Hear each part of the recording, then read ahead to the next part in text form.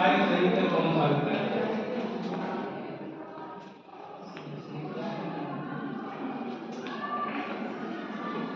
और क्रियात्मक तो आपका स्तर है, क्रियात्मक उद्देश्य है, तो शरीर का कौन सा करता है? क्रियात्मक लेवल उसका है।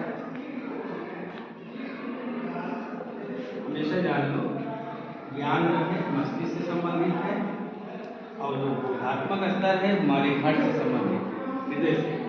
इसको हम भाव उसका लेते हैं। पहले आप जब पढ़ाते हैं तो मस्तिष्क जो है बच्चों का सक्रिय होता है, तो जानने का प्रयास करता है मस्तिष्क। ठीक, जब जान लेता है कोई भी प्रकार, कोई भी विषय, कोई भी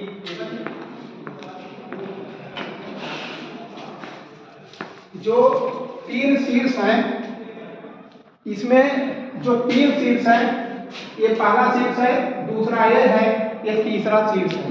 शीर्ष समझ में आ रहा है ना? त्रिभुज में शीर्ष कहाँ होते हैं? ऊपर, जहां 2 रेखाएं क्या होती है? मिलती हैं, उसे बोला जाता है शीर्ष। और शीर्ष हो गया। और त्रिभुज में कितनी भुजाएं हैं? 3 भुजा होती हैं। तो 3 भुजा कौन है? जैसे एक भुजा हो गई, एक भुजा हो गई, एक भुजा हो गई ना। अब जानिए, अब हम त्रिभुज से परिचित हो गए कि त्रिभुज कैसे होता है। उसका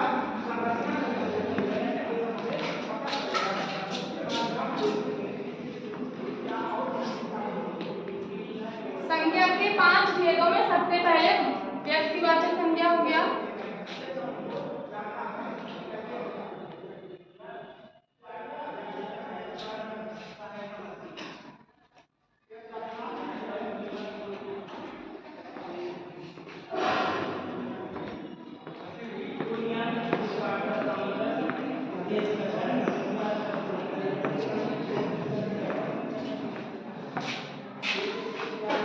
राष्ट्रीय ध्वज प्रेरणा कहते हैं।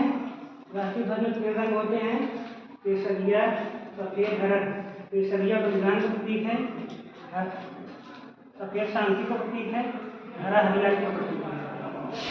तिरंगा में 24 तिरिया होते हैं जो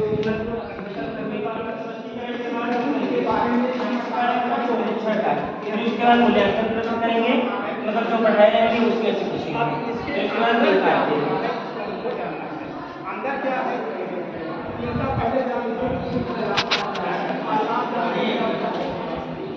किसी चीज का, जैसे टेबल बनाते हैं, जैसे त्रिभुज है, परिणाम को सामान्य शब्दों में समझिए कि जैसे त्रिभुज है, त्रिभुज के चारों तरफ आप एक चक्कर लगा दीजिए, वही परिणाम होता है। क्या होता है?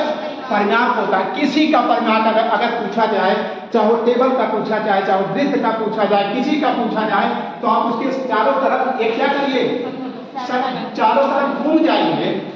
ये जरूरी नहीं कि क्लॉक वाइज घूमिए, एंटी क्लॉक वाइज घूमिए, इसी तरह से आप घूम जाइए। तो जैसे पंचभूत होता है, अगर पंचभूत पूछा, उसका परिणाम पूछा तो आप छोड़ दीजिए। त्रिभुज पूछा, इसका फार्मूला होता है,